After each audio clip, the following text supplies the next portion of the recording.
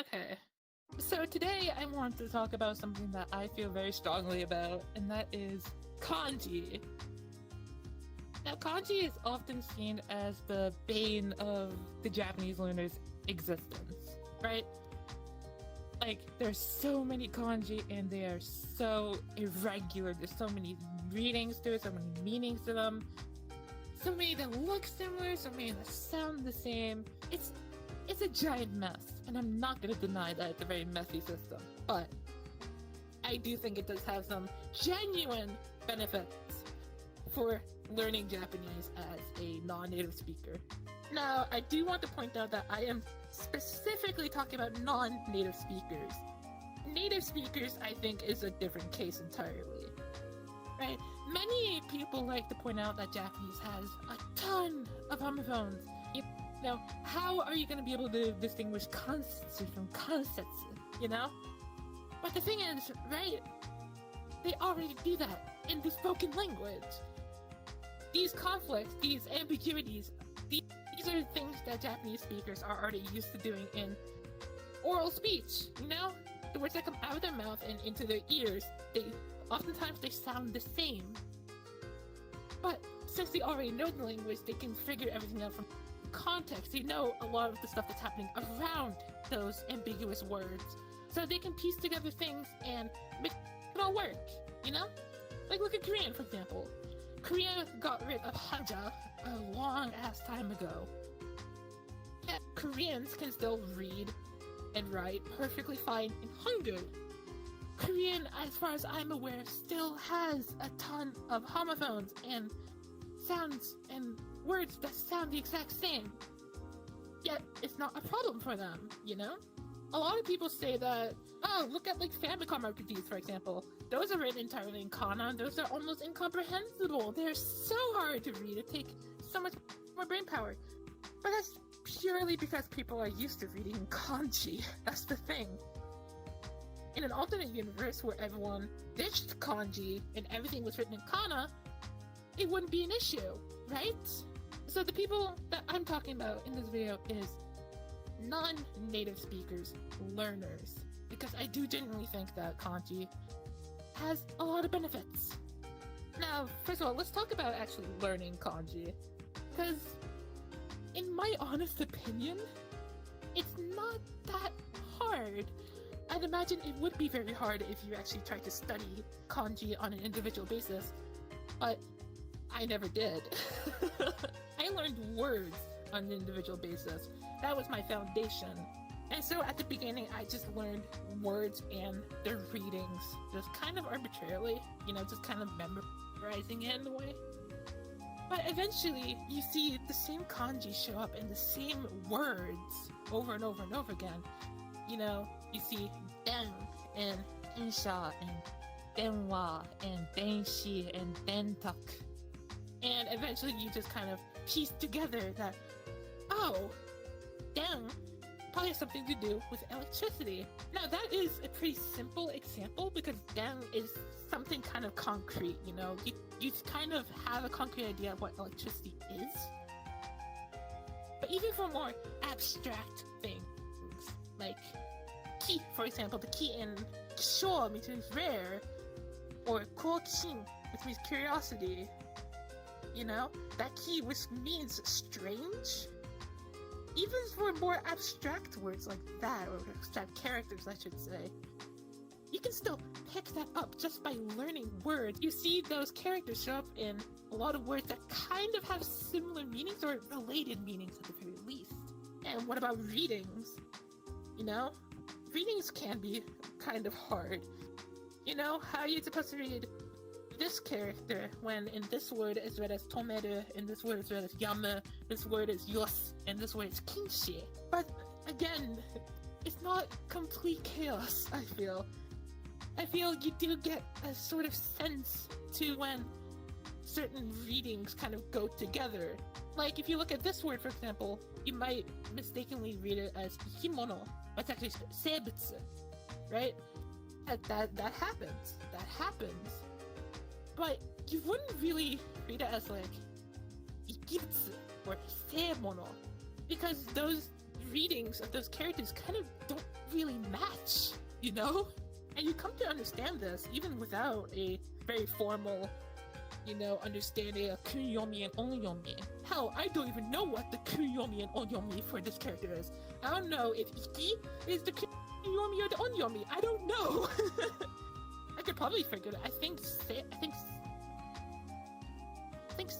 would be the onyomi and Iki would be the kuyomi. But again, it's not something I'm consciously aware of, you know? Like, I have to think about it. And again, there are other words, like, you might read this as, like, ritsunye or something, but it's actually tachire. Again, that just happens. That just happens. And those kinds of things do resolve themselves. The more you listen to Japanese, the more times you see this word and you hear it as tachire. You're not gonna think ritsunye. Hell, even when writing that example, I had to, like, actually think, how could someone mistakenly pronounce this word, right? I had to think about that. It took me a solid second, you know?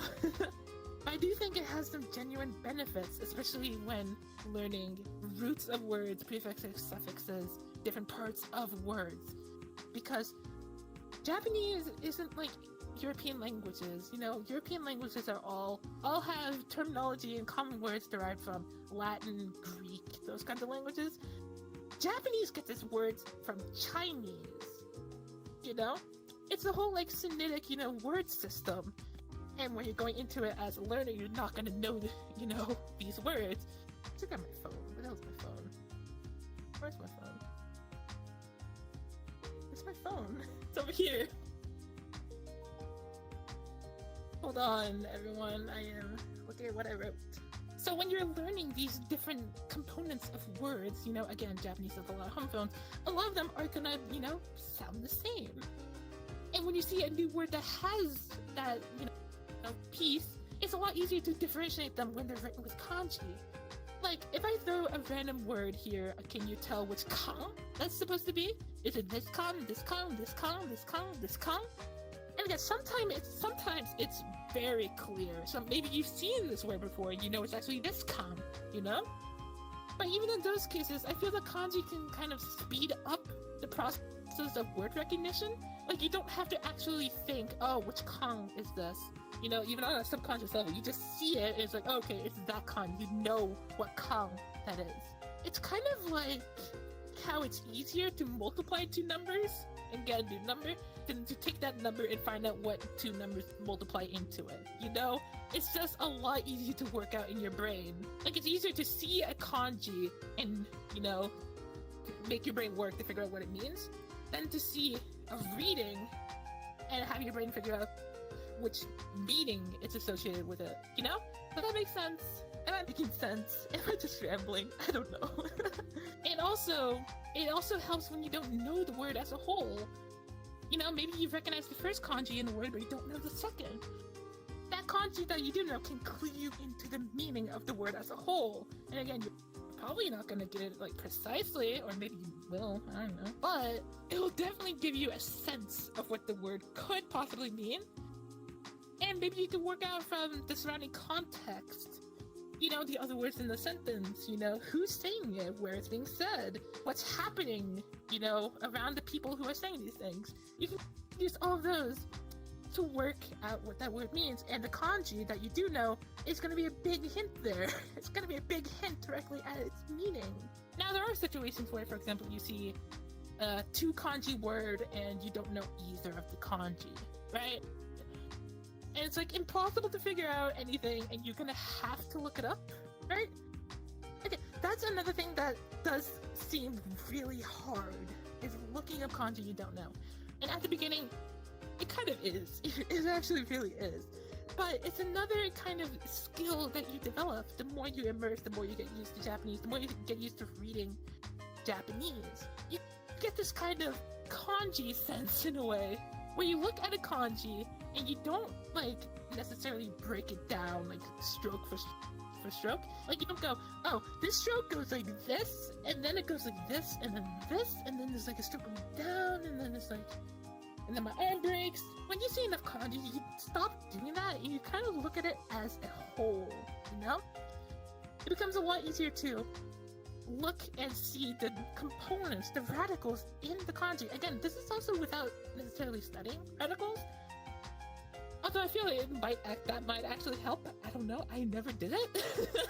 I don't know if it's more efficient. This is a weak spot on my part. But to put it to more, realistic terms, more practical terms, one thing that I didn't notice that I kind of gained as a skill over time was being able to look at a kanji I don't know and open up my phone, right? And then start, writing down the kanji into like, a handwriting keyboard to be able to look it up. That used to suck. That used to be so hard. I usually didn't even do it. I usually just brought up my phone, opened Google Translate, and used, the little screen reader function. But nowadays, I just copy down my handwriting. And obviously, it's not gonna be perfect. I don't know stroke orders or anything. But it's enough for my phone to recognize it at least and look it up, So it is a pain in the ass in the beginning, but again, it's something that gets better. That's kind of like the overarching theme of learning Japanese. At the beginning, everything sucks. Everything is so hard. But it gets better. It gets better. Before it gets better, it gets worse. But it does get better. Trust me. Now, one thing that I'm personally very curious about when it comes to this is what is this whole experience like for someone who's learning Korean? Obviously Hangul is like one of the simplest, probably the simplest writing system in the world. But, obviously it takes like 10-15 minutes to learn how to, sound out words and, all of that jazz. But, is it more difficult for a Korean learner to kind of look at a word in Korean and instantly recognize what it means without having to think about it for a little second? Because again, Korean doesn't have hanja. You're not going to be able to, distinguish components of words that sound the same. Obviously, Korean speakers can do that because they know Korean. They can obviously understand the context around it, and they obviously know what words are common. So just from that, they can usually piece together, and also they probably know the entire word. They probably don't have a lot of situations where they only recognize one single part of the word and not the rest of the word, So, I'm just curious, if any of you are learning Korean, please share your insights into this if you can. I would very gladly listen to what you have to say, because this is something I'm incredibly curious about. So that's pretty much all I have to say about this. Kanji are incredibly messy, extremely messy. Hard, yes, but not as hard as people point. My arm keeps breaking. Kanji are extremely messy. They're hard, but I don't think they're as hard as people tend to say. They're still hard. Don't get me wrong. Absolutely still hard. But it's manageable. It's manageable. And I do think there are some concrete benefits when it comes to learning Japanese in a linguistic way. Not just, oh, kanji are really interesting. Kanji looks so pretty. That too. I love looking into kanji etymologies. There's this whole website that I might post in the description or something, maybe, I don't know. Or I might just throw up a picture here or something, which is dedicated to kanji etymologies, break down kanjis into their components, explains where this comes from, stuff like that is obviously beautiful. I love that stuff. Kanji is amazing in that sense. It's just a beautiful little cultural touchstone. But I don't think it's just that. I think there are genuine benefits to it. If you agree or disagree, let me know why. I want to hear what other people think about this. And yeah, that's all I have to say. So, bye-bye! Or bye-bye!